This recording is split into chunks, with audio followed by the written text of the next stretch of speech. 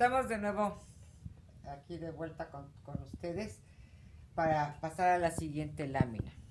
Estamos en la sesión 6, la cápsula 3. Bueno, después de que ya profundizamos un poco más en los conceptos a los cuales estamos aspirando con las actitudes, la virtud cívica, el poder del pueblo organizado y consciente de todo su trabajo, pues vamos a preguntarnos qué se requiere para que la incidencia, estamos hablando de la incidencia centrada en las personas, sea eficiente y efectiva. Son varios puntos, ¿no? O sea, ¿qué es lo que nosotros, este es el proceso que verdaderamente generará el cambio? No va a ser lo inmediato. ¿Qué es lo inmediato? Lo inmediato son los procesos electorales que están encima de nosotros y que nos quitan los espacios para poder profundizar y desarrollarnos adecuadamente. No, este es un proceso de formación ciudadana que después, por añadidura, va a generar procesos electorales limpios, sin, sin manipulación, sin venta de cosas a cambio de los votos, sin uso de los recursos públicos para beneficio de los intereses de politicastos, porque no son políticos los que hacen eso, no se va a dar de la noche a la mañana. Tenemos que desaprender muchas cosas y tenemos que volver a aprender nuevas formas de entender y hacer la política. Y eso únicamente se va a dar cuando estemos formados y educados todos en ese sentido. Y entonces, eso es a lo que yo hablo, me refiero cuando hablo de empoderar. Tenemos que empoderar a quienes tienen menos poder convencional económico, social o político y que por esas razones son fácilmente cooptados, comprados para seguir con los mismos vicios de politiquería del pasado.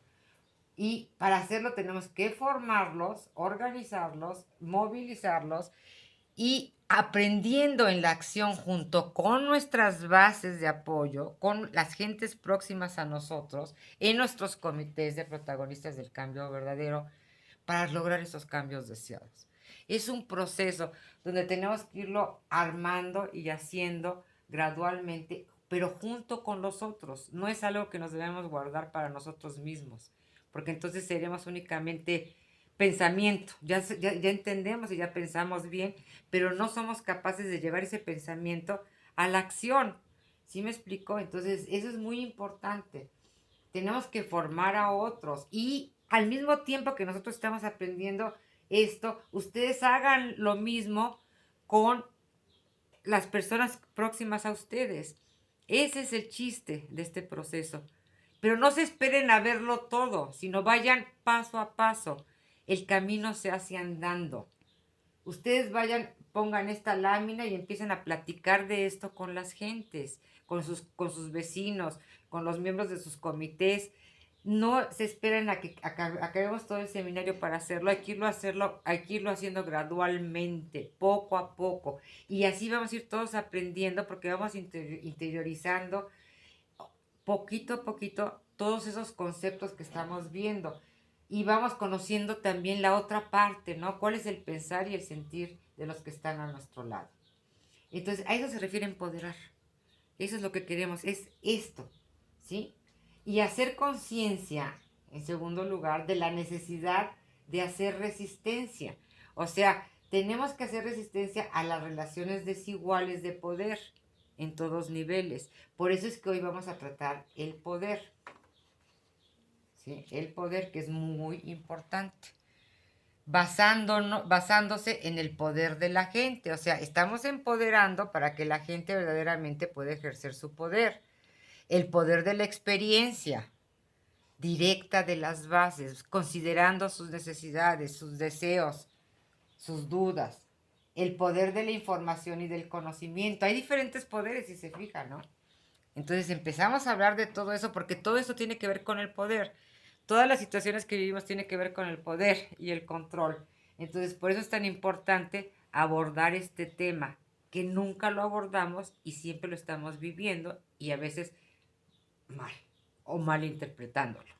Entonces, fíjense bien, Las relaciones desiguales de poder se dan, ¿verdad? Porque no consideran el poder de la gente, el poder de la experiencia, el poder de la información, el poder del conocimiento, el poder de las garantías constitucionales, que son muy importantes y que acabamos de tener un gran logro.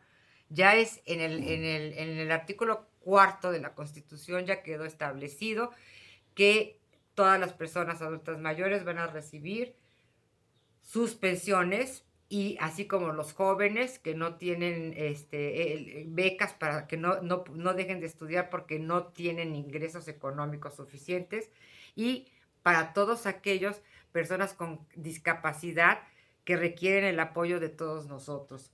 Por fin esto se hace realidad y es un gran logro, ¿no? Entonces, esas garantías constitucionales ahora ya son garantías constitucionales. Ahora tenemos que llevarlas a la realidad, que se cumplan y no nada más tenerlas en el papel como letra muerta. Y finalmente, el poder de las convicciones morales. Este poder de las convicciones morales es lo que nos va a proteger de nuestra fragilidad ante la corrupción. O sea, nuestras convicciones morales, y que las traemos desde todos de nuestro pasado y que han querido quitárnoslas, erradicárnoslas con las nuevas ideas neoliberales, las ideas del mercantilismo, del consumismo, los medios masivos de información como la televisión, los anuncios, la propaganda, que siempre nos están bombardeando y bombardeando, han de alguna forma adormecido nuestras convicciones morales, de no robar, de no mentir, de no traicionar. Nosotros teníamos esos principios, la familia, ¿no? Nuestras convicciones morales sobre la familia, del protegernos unos a otros, etcétera. La familia, de la familia podemos pasar a la patria, o sea, que es el conjunto de las familias protegiéndonos, así como protegemos a nuestra familia, hay que proteger a nuestra patria. Entonces, ese poder, hay poderes negativos, hay poderes que se usan positivamente, pero no deja de ser un gran poder y que siempre lo tenemos muy callado y que de alguna forma nos ha mantenido vivos, ¿eh? Y de alguna forma esas convicciones morales nos han permitido resistir, ¿verdad? Todos esos embates que estamos viviendo. Como puede verse esas convicciones morales, como pueden verse esa solidaridad, por ejemplo, en situaciones de desastre, cuando sucedieron de los jóvenes, los temblores que hemos vivido, cómo salió toda la gente a apoyarse unos a otros, y allí no había clases ni nada, sino ni discriminación, sino todos estábamos tratando de ver cómo nos ayudábamos. Eso es lo que tenemos que volver a recuperar, porque está dentro de nosotros. Es una convicción moral de esa solidaridad que nos mueve. También tenemos, o sea, que empezar a vincular el activismo, pero el activismo a nivel micro, en nuestras comunidades, en nuestras colonias, en nuestros edificios, en nuestros lugares donde vivimos, etcétera, pero también a las iniciativas políticas a nivel micro, para que podamos enlazar lo que se está ofreciendo, lo que se está logrando a nivel macro, con nuestras necesidades a nivel micro, y generar armonía y concordia entre ambas para poder lograr más rápidamente los cambios que estamos buscando. Aquí, en esta parte, lo importante es eso, el análisis de contexto. O sea, que es una herramienta que vamos a empezar a ver en las sesiones que viene, pero que tenemos que practicarla para entenderla. Hoy vamos a hacer un ejercicio, vamos a proponer hacer un ejercicio que nos permite iniciar este proceso de análisis, centrándonos en el poder de alguna forma.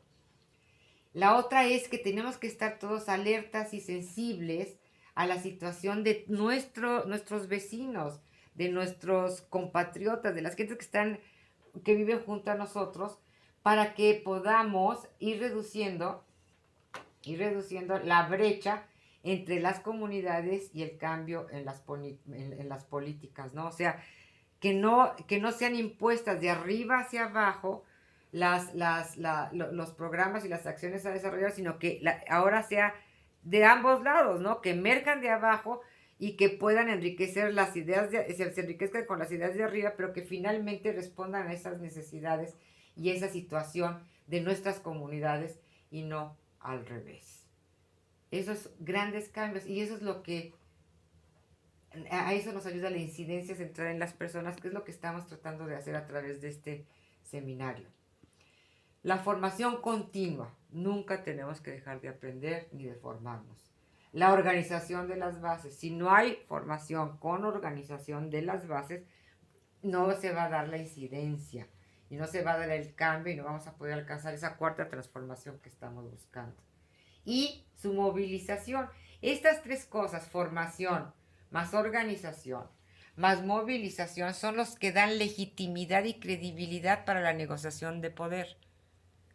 Cuando reunimos gente capacitada, vecinos capacitados que se han formado, organizados, ¿verdad? Y nos movilizamos para exigir determinadas cosas o proponer determinados cambios, eso genera gran legitimidad y credibilidad y nos permite negociar los cambios que queremos para mejorar. Entonces son tres palabras: formación, organización y movilización. Pero no puede ser movilización sin organización y mucho menos información. Que a veces caemos en estos errores. Lo vivimos hace poco con las movilizaciones que hicimos las mujeres. Pues hubo mucha movilización, pero hubo poca formación de base para poder saber que continuaría y muy escasa organización. Entonces no se dan los cambios, se genera un impacto momentáneo que se va pagando rápidamente, pero no se logran los cambios. ¿Sí? Estas tres palabritas son importantes. Siempre es como un tripié. La movilización es resultado de la formación y la organización en función de un bien común.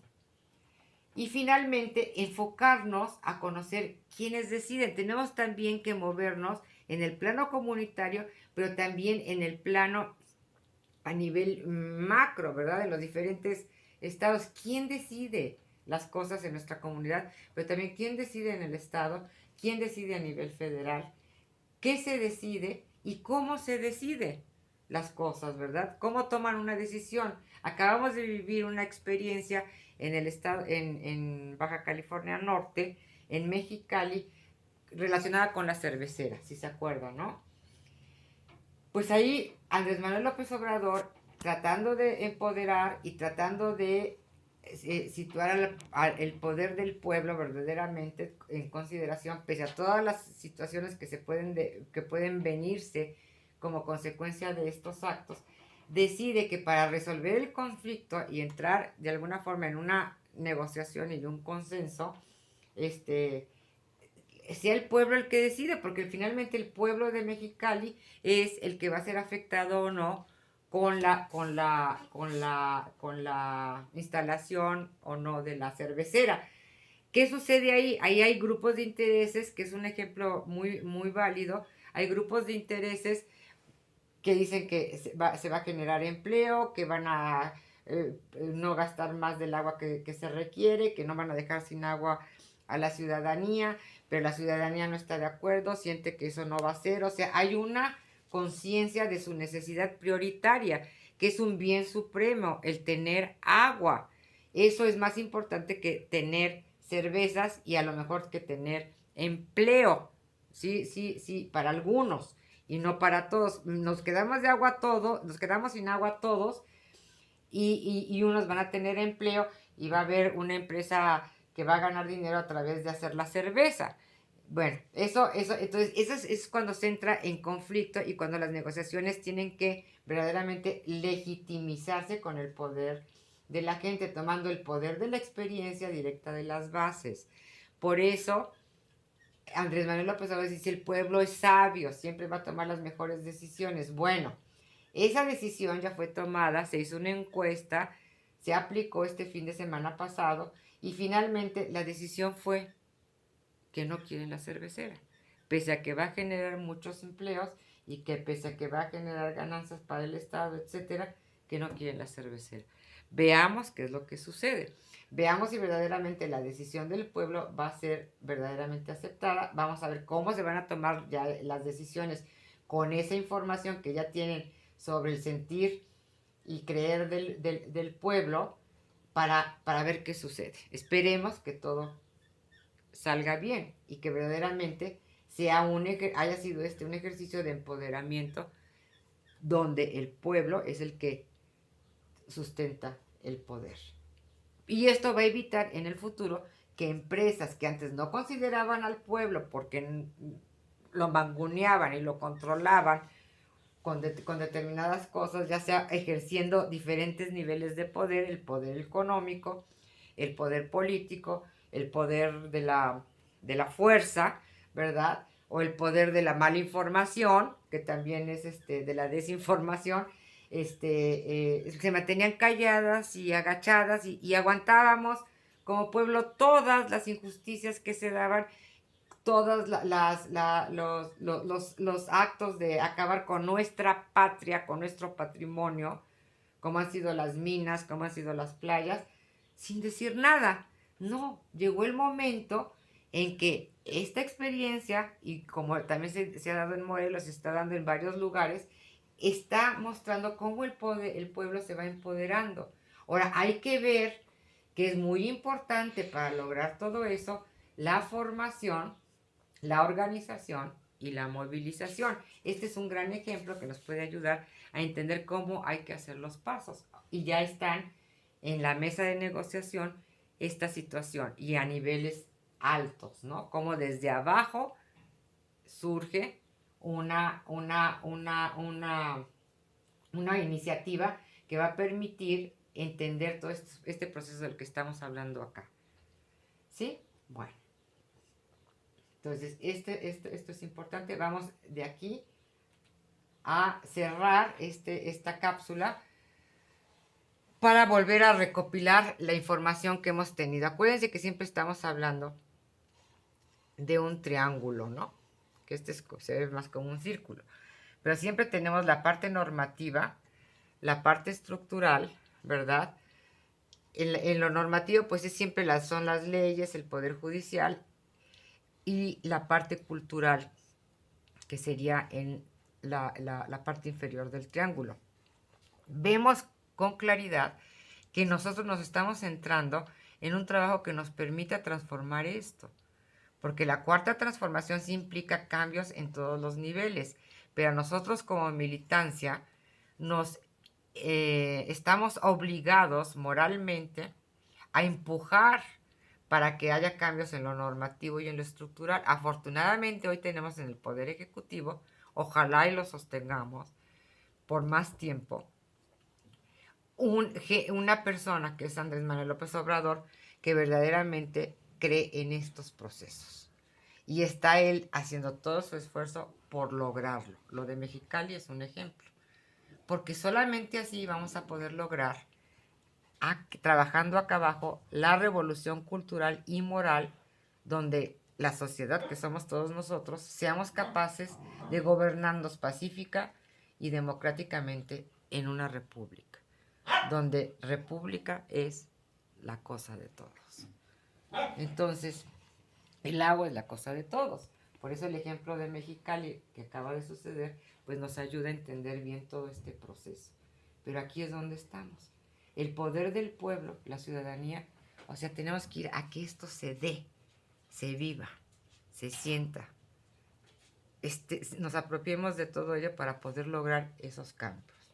Entonces nosotros como militantes tenemos que ser los constructores de esa nueva historia, de esa nueva narrativa donde se empodere el pueblo y la ciudadanía para ser los protagonistas reales y auténticos del cambio que estamos deseando. Bueno, aquí concluimos esta cápsula y damos un espacio para poder pasar a la siguiente. Esperemos que el ejercicio esté siendo interesante para ustedes.